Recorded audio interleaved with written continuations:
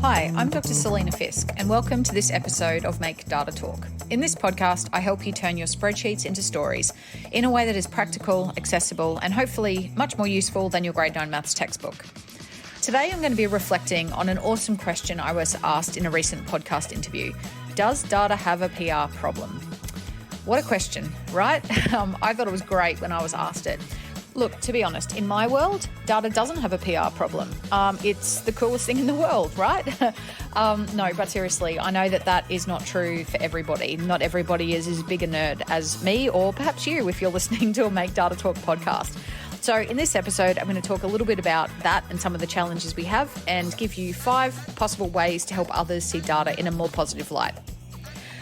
I think my favourite thing that any executive has said to me when I've phoned them and had a conversation about data and the use of it in their organisation is, Selena, well, data's not a swear word here anymore, but it's not particularly well received.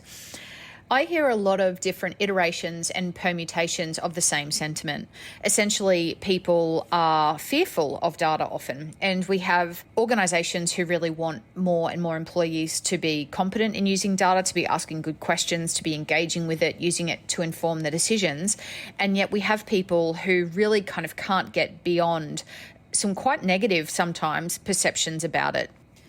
One of the activities that I sometimes do with people when I'm in a room with them is I ask them to position themselves on a continuum from 1 to 10. So 10 being that they absolutely love data and they really see the value in it, and all the way down to 1 being that they're really anti-data. And many times I've had people almost proudly stand at the number 1 and say, data is not my thing. I know my clients, I've done this work for a really long time, or maybe sometimes they even say that they don't trust the data that they're being given, so therefore why would they use it, which in some ways is fair enough. Jokes aside, there is actually some pretty valid reasons why people might really struggle genuinely with their use of data. One of those reasons might be maths anxiety. So maths anxiety has been talked about for a number of decades. So there was some research in 1972 that brought the idea and the concept of maths anxiety to light. There's been a lot of research into it since then. And the research really differs in the numbers of people globally who are impacted by maths anxiety. The research suggests that it could be anywhere from about 2% of the population all the way up to 30%. Which is a whole lot of the population, and arguably 30% of your team or the people that you're trying to bring along on this change journey with you. Now, in my experience, I don't see it being 30% as having genuine maths anxiety. That hasn't been my experience so far.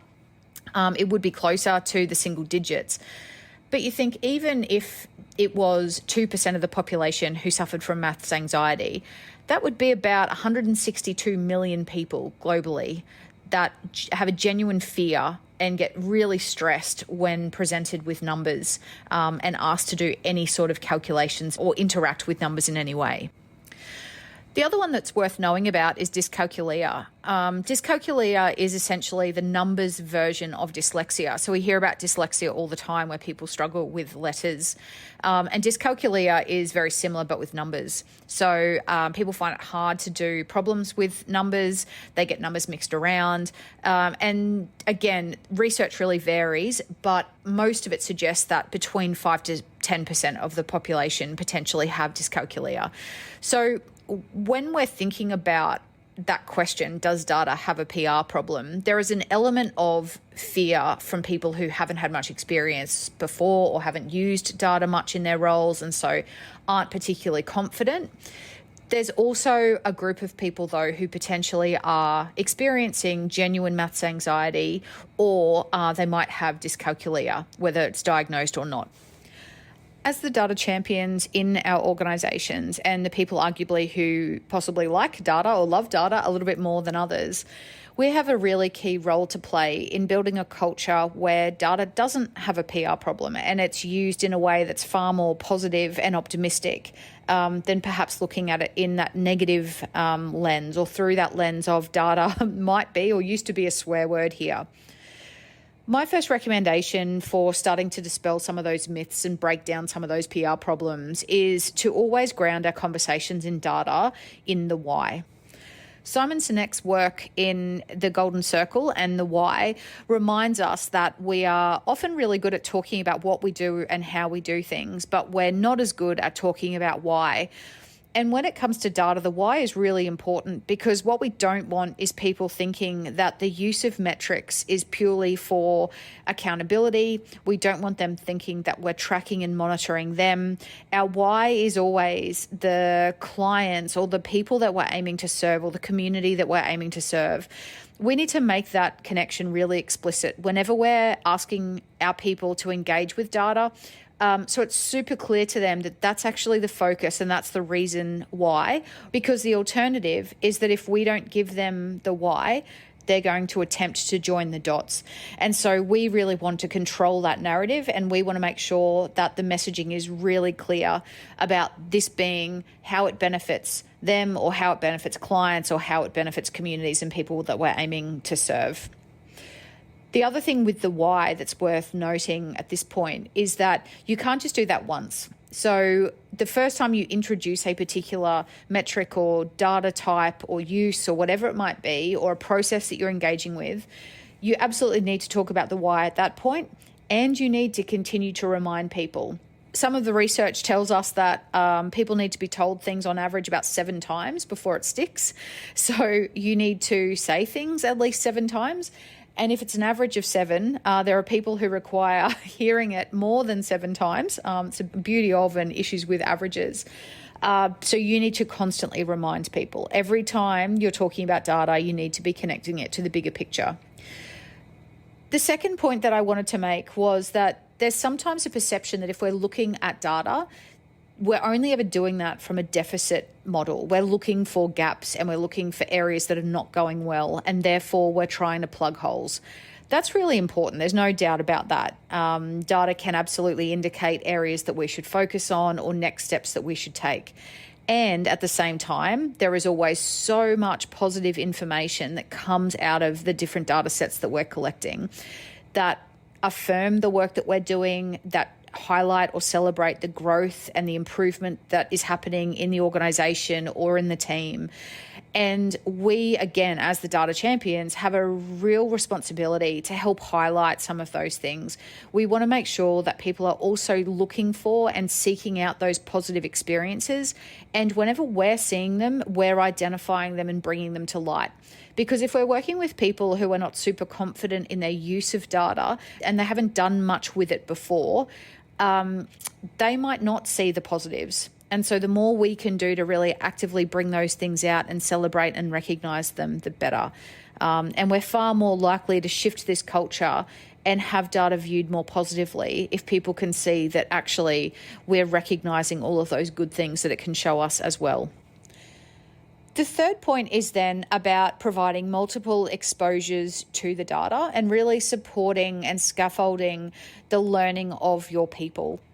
Shifting a data culture and building confidence and capacity in the use of data takes a really long time. And that's probably not the message that you came to this podcast for, but it is the reality. We're talking about shifting entire cultures within our organization. We're talking about shifting habits of individuals, and we're talking about shifting their perceptions. That's not going to happen in one conversation that you have with them where you document the why and you unpack why the data can be really useful and what it can do for your people. If you show them a dashboard and you are even able to highlight all of the really good things and the progress that's being made and the upward kind of movement, and you're celebrating that, if you then don't go back to those things for 6 months, 12 months, or you expect that those employees will know how to get back there, it's not gonna work. I probably shouldn't have been that blunt, but it won't work. Bringing people along on this journey when they're brand new is like teaching kids something new. We would never say to a young person, here's a bike, the way you ride it is that you sit on the seat and you put your feet on the pedals and then you pedal and you're all good. See you later. That's just not what we would do. We would support them, we would help them, we would hold them, we would walk alongside them. We might even put training wheels on right in the beginning, and we would support them through the process of them learning. So whenever we're thinking about adults and learning new skills, like in the use of data, we really need to think about them in the same way. How are we giving them multiple opportunities to work with the information sitting in that particular dashboard? How often are we, or how frequently are we allowing them to ask good questions of the data and have collaborative conversations with other people who do have a stronger understanding so that they can start to build their own knowledge? And how do we start to reduce and remove some of that scaffolding as people become more confident and allow them the freedom to ask different questions and to kind of follow the crumbs that they're most interested in? And how do we kind of celebrate and recognize it when people do it? So it is about multiple exposures. It's about supporting people really well along the journey and recognizing that this is not going to happen overnight. The fourth one is to do with transparency. So sometimes when people put themselves on that continuum of 1 to 10 and they're at the number 1, one of the things they say is that they get very cherry-picked data from their leaders. As soon as people start to question the validity and reliability of the measures or of those cherry-picked little pieces of information that are representing a very small, very biased view of the information, we know that people start to really question the credibility. Part of that is to do with transparency. And so we know that data democracies are the goal, and organisations are trying to work towards creating data democracies. What we don't want is data really locked down, held by a handful of people, and only distributed to the people who ask when they ask for very specific things. So we can certainly build trust and improve the perceptions that people have about data if we're much more open. And obviously, I should say, we're not talking about highly sensitive information at all. We're talking about more operational information and data, but why would we not make that available to people who we hope are using it? So when people kind of hit roadblocks for access, they start to ask why that might be the case. And again, they start to kind of question and join the dots themselves. And sometimes those narratives are quite negative, and they're often incorrect. The final point number 5, is really to practice what you preach. If you're telling your staff that the way that data is being used is to ensure that you're doing everything you can for the people that you serve, it's used to celebrate and recognise growth when it happens, it allows us to tweak our practices and tweak our approaches, and so it means that we're serving people in a more refined and in a better way. You have to live that. If you don't live that, and you start to use data from the lens or through the lens of accountability or tracking people, straight away, people who maybe thought this was going to be okay and actually they were going to look at data more positively and they felt that it had potential, they're going to go straight back into that shell and they're going to recoil into, actually, data is being used in the ways that I feared, and I'm not happy with that, so therefore I'm not going to engage. And my personal opinion is, why would they? This is not about holding people accountable and holding people personally responsible for single metrics. That's happened before. I've seen it. I've lived that. That is not conducive to getting the best out of people or to creating a really open, positive, and optimistic data culture in our organisations.